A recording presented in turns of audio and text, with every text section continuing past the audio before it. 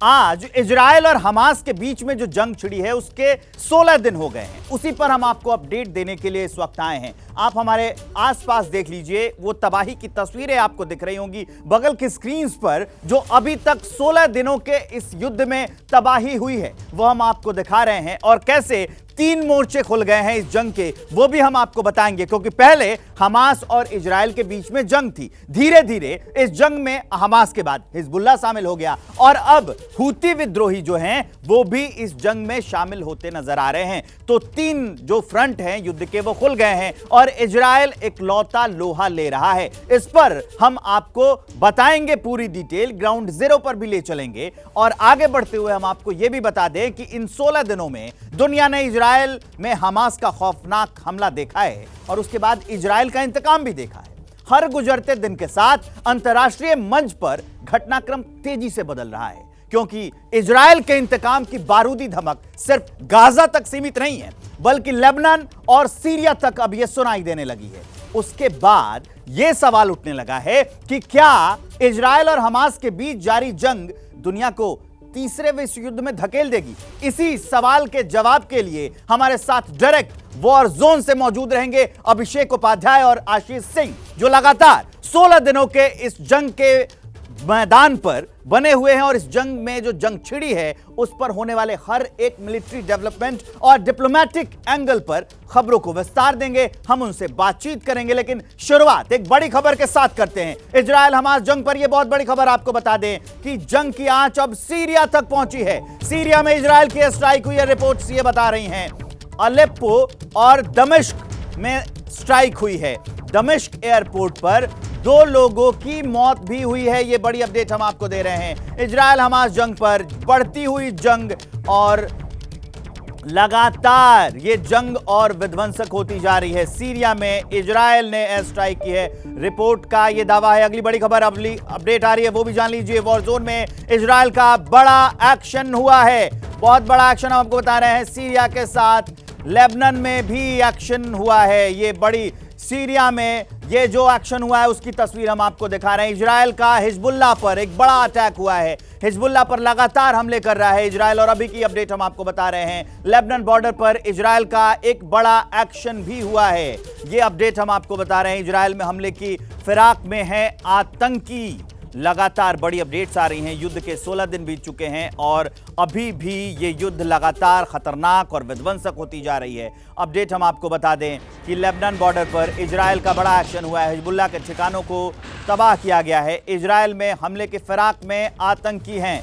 इसी पर हम चर्चा करेंगे। हमारे साथ आशीष सिंह और अभिषेक उपाध्याय। सबसे पहले चलते हैं अभिषेक उपाध्याय के पास। वॉर जोन से लगातार ये जो खबरें आ रही हैं, खबरों में डेवलपमेंट तो है, लेकिन नए नए जो वॉर फ्रंट खुल रहे हैं अभिषेक, ये और कितना खतरनाक होता युद्ध दिख रहा है आपको?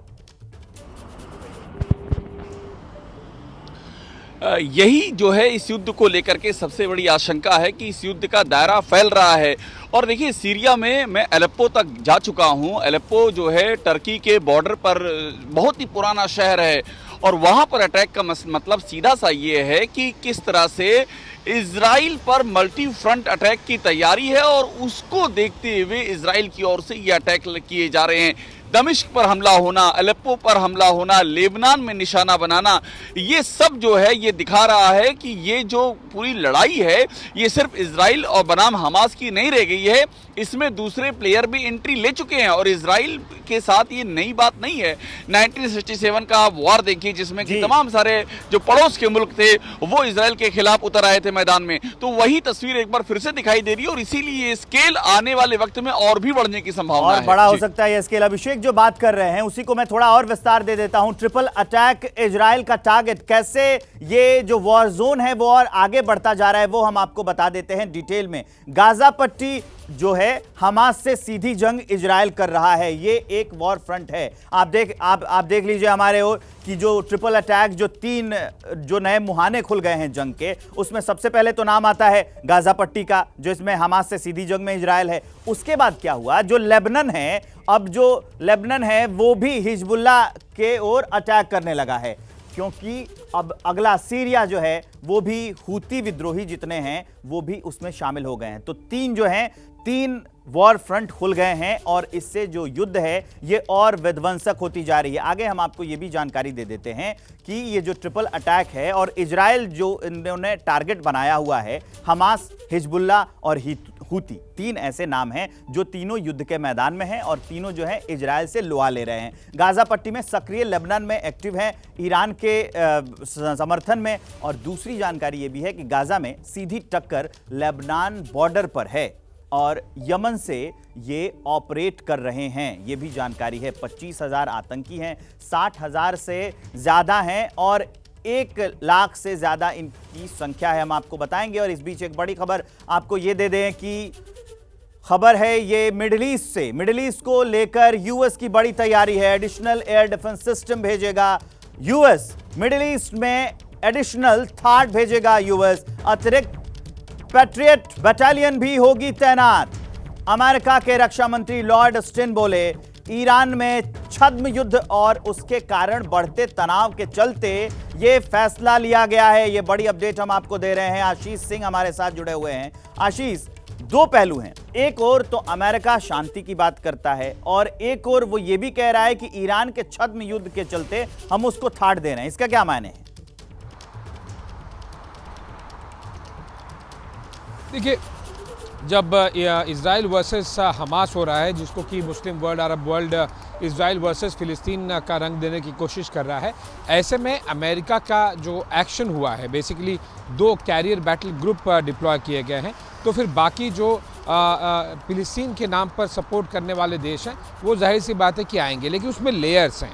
लेयर्स इसलिए है क्योंकि हमास और फिलिस्तीन के बीच में डिफ्रेंशिएशन बहुत पतली लाइन है और वो प्रैक्टिकली इनफैक्ट वो लाइन डिफ्रेंशिएट भी नहीं कर पाते। अगर आप गाजा पट्टी पर जाएंगे तो फिलिस्तीन क्या और हमास क्या, ये एक प्रैक्टिकली डिफ्रेंशिएट होता है ना। उसमें कुछ मुस्लिम अरब वर्ल्ड के जो प्लेयर्स हैं, जैसे ईरान है, लेबनान है, वो डायरेक्टली हमास और हिजबुल्ला जैसे टेरर ऑर्गेनाइजेशन को डायरेक्टली सपोर्ट करते हैं। उसके अलावा जो सेकेंड लेयर आता है उसमें बाकी जो अरब वर्ल्ड के देश हैं वो फ़िलिस्तीन को जाहिर सी बात है कि सपोर्ट करते हैं, या फिर वो एक तरह से ये कहें कि जिस तरह से अस्पताल पर अटैक हुआ वो फ़िलिस्तीन के सपोर्ट में कम से कम दिखना चाहते हैं, क्योंकि वो मुस्लिम वर्ल्ड और अरब वर्ल्ड वाली बात है। तो इसमें ये 2 लेयर जब बन रही है, अमेरिका की डिप्लॉयमेंट है, अमेरिका और जो बाकी उसके अलायंस हैं, चाहे वो इटली हो, जर्मनी हो, यूके हो, उनके लीडर्स यहाँ पर टेल अवीव में लगातार आ रहे हैं। तो फिर अरब वर्ल्ड की तरफ से भी कोशिश तो ज़रूर की जाएगी कि कुछ न कुछ वहाँ पर से एटलीस्ट फ़िलिस्तीन अकेला नहीं रहे, एटलीस्ट जो मुस्लिम वर्ल्ड है वो एक अलग थलग न दिखाई दे, इसलिए इस तरह से रिएक्शन आ रहे हैं। लेकिन देखिए, इस तरह से बारूद बहुत जमा होना, चाहे वो यमन की तरफ से हो हूती, या फिर लेबनान की तरफ से हिजबुल्ला हो और हमास हो फिलिस्तीन की तरफ से, ये सब कुछ बारूद जमा हुआ है, लेकिन अभी इसमें आग नहीं लगी है, इसमें चिंगारी नहीं लगी है। अगर चिंगारी लग जाएगी तब फिर ये पूरे मिडिल ईस्ट को अपने जद में ज़रूर कर लेगा।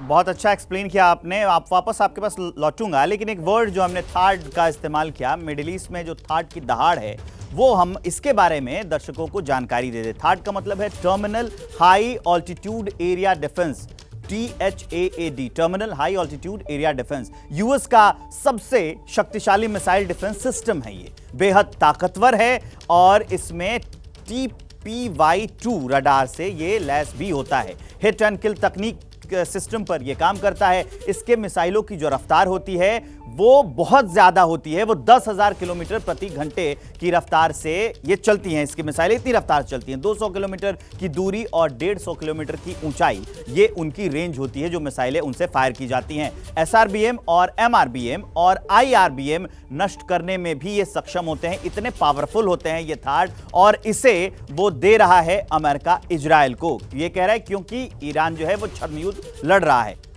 इजराइल हमास से जुड़ी एक बड़ी खबर जान लीजिए। गाजा में ग्राउंड ऑपरेशन की तैयारी पूरी हो गई है। इजराइल के चैनल 13 ने यह बड़ा दावा किया है। एक बहुत बड़े ऑपरेशन की तैयारी, ग्राउंड ऑपरेशन की तैयारी पूरी हो गई है।